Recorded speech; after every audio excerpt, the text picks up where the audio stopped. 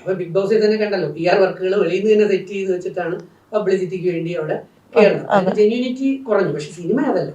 Cinema എന്ന് പറയുന്നത് നമ്മൾ നല്ല രീതിയിൽ പ്രൊമോഷൻ വർക്ക് കൊടുത്തേ. ഇപ്പൊ എന്റെ കണക്കനുസരിച്ച് ഒരു 50 ലക്ഷത്തിന്റെ ഒരു പടം എടുക്കുന്നെങ്കിൽ 25 ലക്ഷം രൂപയുടെ പ്രൊമോഷൻ വർക്കെങ്കിലും ചെയ്തു കൊടുത്തെങ്കിലേ പറ്റത്തുള്ളൂ.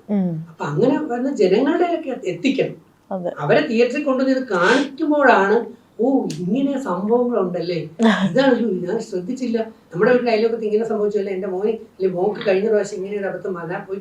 ആ ഒരു മെസ്സേജുകളാണ് ബോസിലൂടെ എനിക്ക് ദൈവം അനുഗ്രഹിച്ചിട്ട് ഗുണം തന്നെയാണ് അത്. പക്ഷെ ഞാൻ വളരുന്നത് സ്ലോ ആണെന്നുള്ളതേ ഉള്ളൂ. ഈ ഭയങ്കരമായിട്ടുള്ള ബൂമിംഗ് ഒന്നും എന്റെ കാര്യം അല്ല. പക്ഷെ പിന്നീട് ഇറങ്ങിയ ഇത് പറയുന്ന പോലെ വിന്നേഴ്സിനാണെങ്കിലേ പിന്നീട് വരുന്നവർക്ക് ആ പറയുന്ന പോലുള്ള ഒരു ഇമ്പാക്റ്റും കിട്ടുന്നില്ല. ഇല്ല, അവര് പലരും ചെയ്ത സിനിമകൾ നായകനായിട്ടും നായികയായിട്ടൊക്കെ വന്ന പല സിനിമകളും വന്നല്ലോ ഇല്ലേ, അവിടെ ഇറങ്ങിയ പലരുടെയും. അപ്പൊ അത് ഞാൻ നേരത്തെ പറഞ്ഞ നമ്മള് ഈവിൾ എഫക്ട്, സാത്താൻ സേവയിലൂടെ ബ്ലാക്ക് എനർജിയിലൂടെ നമ്മൾ എന്തെങ്കിലും നേടിയെടുക്കാൻ ശ്രമിക്കുകയാണ്. അത് ഈ സിനിമയിൽ വ്യക്തമായി കാണിക്കുന്നുണ്ട്, ക്ലിയർ കട്ടായി ചെയ്യുന്നു. നമ്മൾ കിരാത സിനിമയുടെ മെസ്സേജ് തന്നെ അതാണ്.